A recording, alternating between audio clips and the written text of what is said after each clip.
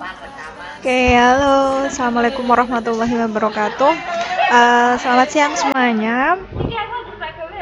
Ini adalah pelajaran pertama kita di sejarah peminatan. Bedanya sejarah peminatan sama sejarah wajib itu sebenarnya ada pada isi materinya. Kalau sejarah wajib itu lebih banyak membahas sejarah tentang Indonesia, tapi kalau sejarah peminatan sendiri itu lebih banyak atau lebih fokus bahas ke teori-teori sejarah kalau kita di kelas 10. Kalau nanti naik ke kelas 11 sama kelas 12 lebih banyak membahas tentang sejarah luar negeri. Gampangnya itu seperti itu. Topik atau KD pertama kita di sini adalah tentang manusia dalam dimensi sejarah. Oke, di situ ada foto saya, bisa dilihat. Sekarang kita masuk ke materinya. Kalian lihat ini gambar apa? Iklan. Oke. Ini adalah gambar atau foto-foto manusia-manusia dalam berbagai sesi atau foto-foto orang lah. Karena kita tahu bahwa sejarah itu tidak mungkin lepas dari 3 hal. Yang pertama, manusia. Yang kedua, ruang. Dan yang ketiga, waktu. Di sini ada 2 foto perkembangan. Gambarnya seperti itu. Yang sebelah kiri.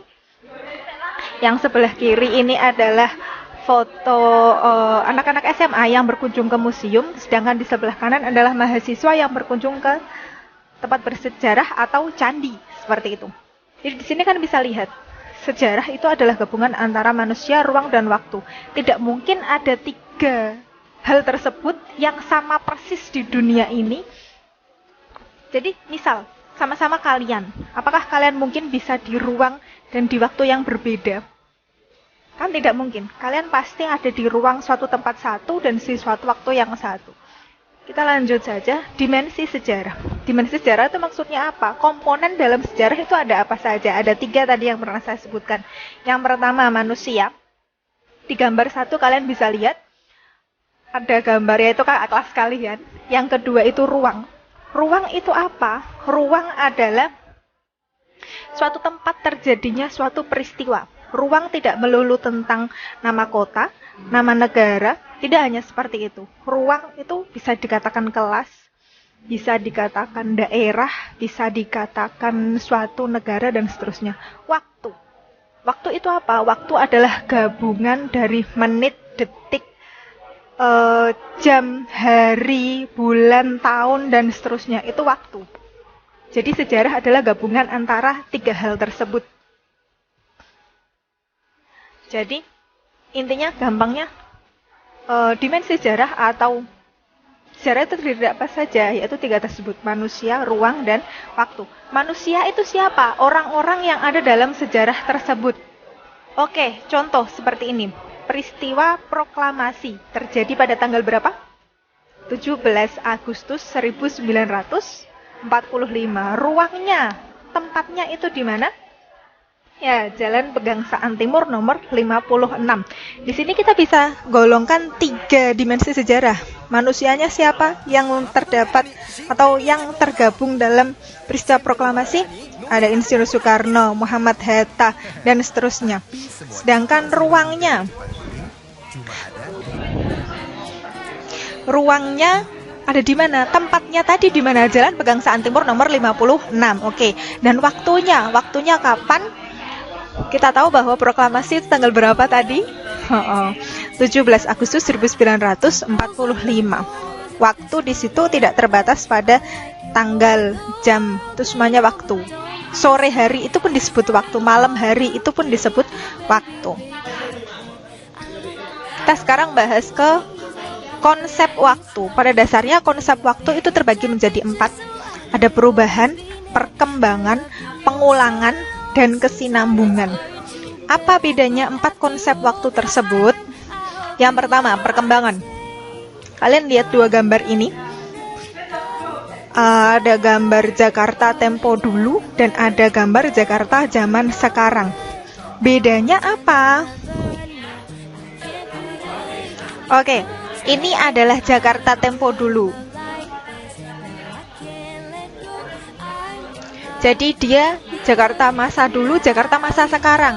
Bedanya apa?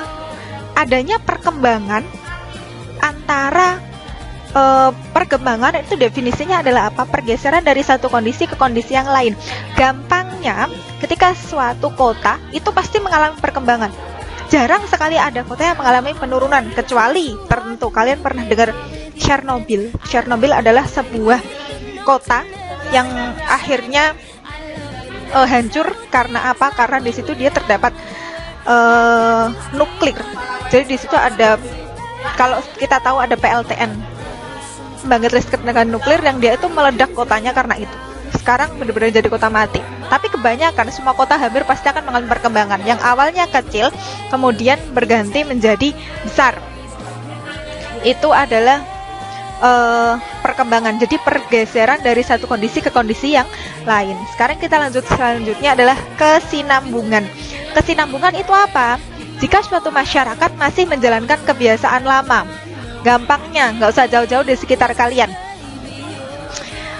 Masih ada nggak masyarakat yang ketika setelah selesai melahirkan, mereka itu ari-arinya itu ditanam atau dikubur? Kok ditanam ya? Dikubur di depan rumah, kemudian dikasih lampu. Itu adalah masyarakat kebiasaan yang dulu, tapi masih sampai sekarang mungkin masih ada, kan begitu. Di sini contoh gampang kesinambungan adalah tentang kebun teh. Kebun teh, ada yang pernah ke kebun teh? Kebun teh yang paling dekat dengan kita itu mungkin di daerah Ungaran ya. Apa di Kudus ada ya? Di ketinggian kayak belum ada. Jadi di sini ada perbedaan kebun teh. Ini bedanya apa? Dia sama-sama kebun teh, tapi sampai sekarang itu masih di situ yang dikatakan dengan kesinambungan. Masyarakat masih menjalankan kebiasaan lama. Oke, itu tadi tentang kesinambungan. Sekarang kita ke konsep waktu yang ketiga. Konsep waktu yang ketiga ada perubahan.